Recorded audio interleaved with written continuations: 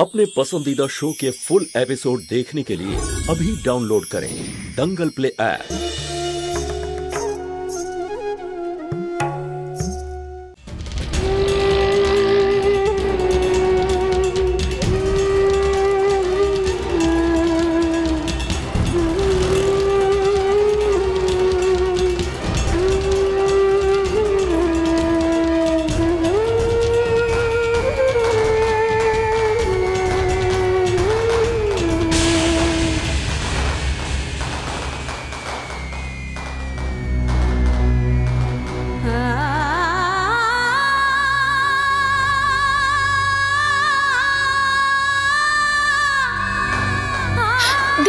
दीपू ज्योति दीदी ওই ওদিকে ওখানে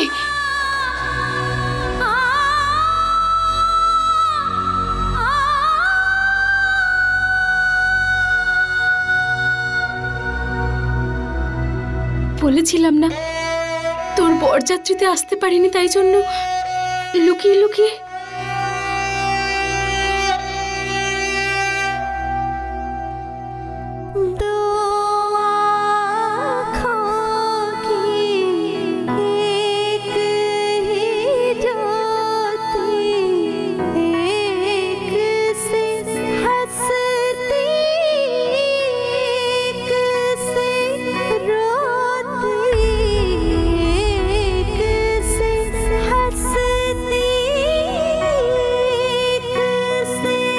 সুধা, আমার মনে হয় না যে দিদি আর সামনে আসবে। দীপু, জ্যোতি দিদি তোর বিয়ে দেখবে, নিশ্চয়ই দেখবে।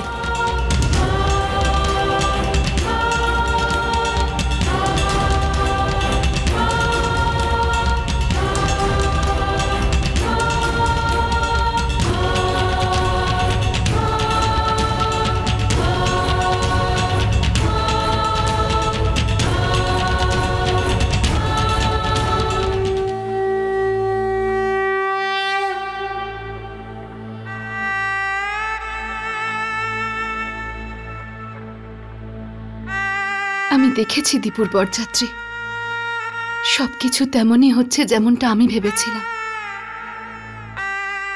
এরপর আমি আর কোনোভাবেই এগোতে পারবো না, কিন্তু আমি ভালো করেই জানি তুমি সবসময় দীপুর পাশে থাকবে, সবকিছু শুভ হবে।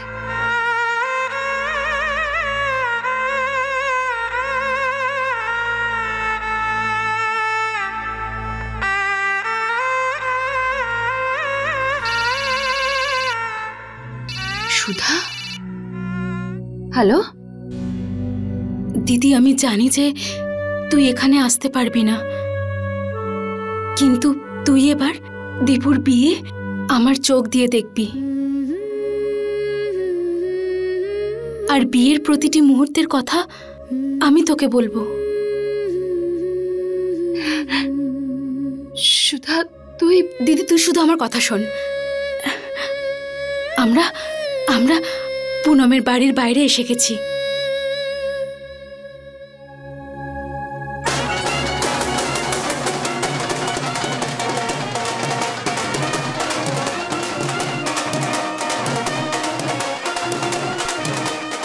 পুনমের আত্মীয়রা আমাদের বরযাত্রীদের স্বাগত জানাচ্ছে।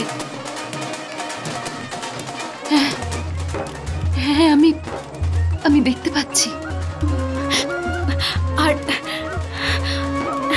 আরে এখন তো পুনমদের আত্মীয়রাও আমাদের বরযাত্রীদের সাথে নাচতে শুরু করেছে, আর তোর শিশু মঙ্গলের বাচ্চারাও নাচছে। এমন মনে হচ্ছে ছেলের বাড়ির মধ্যে আর মেয়ের বাড়ির মধ্যে কম্পিটিশন হচ্ছে। হ্যাঁ, আমি সব শুনতে পাচ্ছি। আরে দিদি, ব্যান্ড থেমে গেল। ও হ্যাঁ, এখন পুনমদের আত্মীয়রা আমাদের বরযাত্রীদেরকে শরবত দিচ্ছে। দিদি, আমাকেও এক গ্লাস দিয়েছে ওনারা। এবার এখন দিদি, এখন এখন দীপু নিমের লাঠি দিয়ে গণেশ ঠাকুরকে স্পর্শ করছে।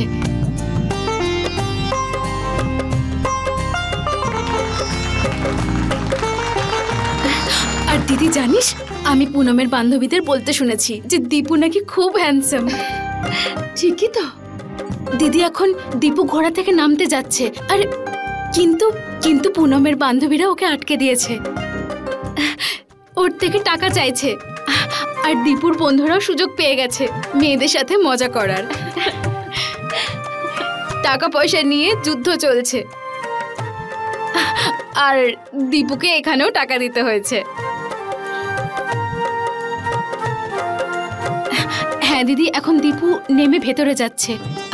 হ্যাঁ, আর ওকে পিঁড়ির উপরে দাঁড় করিয়েছে, আর পুনমের মা ওকে আঁচল দিয়ে মুছিয়ে দিচ্ছে। দেখ প্রভা, ভালো করে দেখে নে, জামাই সেই রকমই তো যাকে তুই পছন্দ করে এনেছিলি। হ্যাঁ দিদি, পরখ করে দেখে নিন ঠিকঠাক আছে কিনা। হ্যাঁ হ্যাঁ, ভালো করে দেখে নাও, চোখ বড় বড় করে দেখে নাও।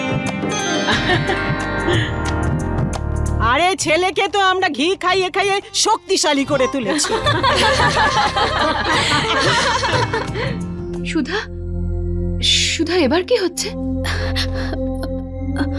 এখন এখন হ্যাঁ, পুনমের মা দীপুকে বরণ করছে।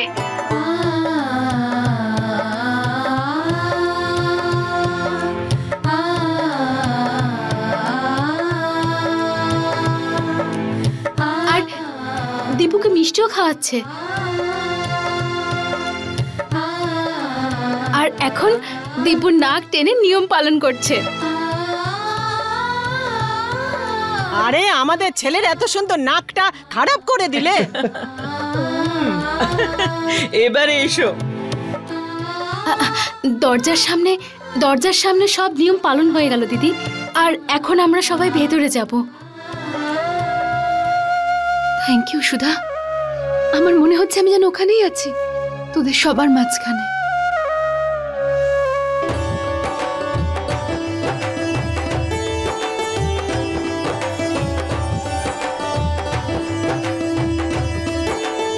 অনেক অনেক অভিনন্দন, অনেক অভিনন্দন। এবারে বেআই বলার অভ্যাস করুন দাদা।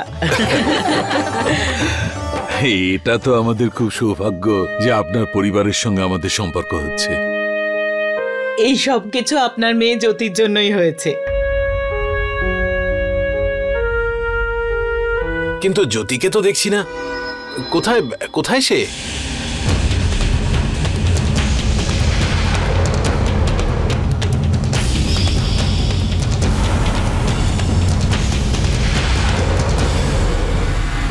আমি সবার কাছে ওর অনেক প্রশংসা করেছি, সবাই কিন্তু আজ ওর সঙ্গে আলাপ করতে চায়।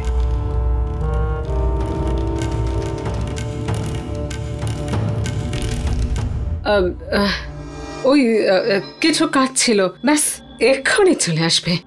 মানে বরযাত্রীর সাথে জ্যোতি আসেনি? আরে দেখো, বিয়ের ব্যাপার, আর সব দায়িত্ব তো বেচারি জ্যোতির কাঁধেই আছে, তাই না? মেয়েটা কিন্তু একার হাতে সবকিছু সামলাচ্ছে। ও আর একটা কথা বলতে তো ভুলেই গেছি, খুব ভালো নাচ করতে পারে ও। আমি তো শুধু শুনেইছি দাদা, আজ আপনারা সবাই ওর নাচ দেখতেও পাবেন। ভাইয়ের বিয়েতে নাচ করতে আপত্তি তো করতে পারবে না জ্যোতি।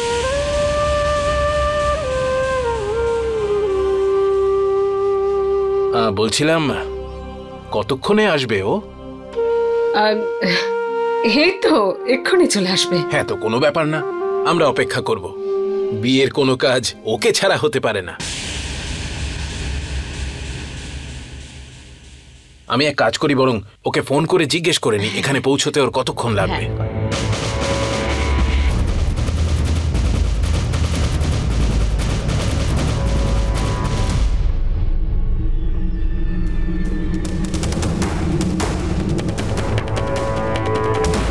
এনগেজড আসছে, কথা বলছে হয়তো কারোর সঙ্গে। আরেকবার চেষ্টা করি।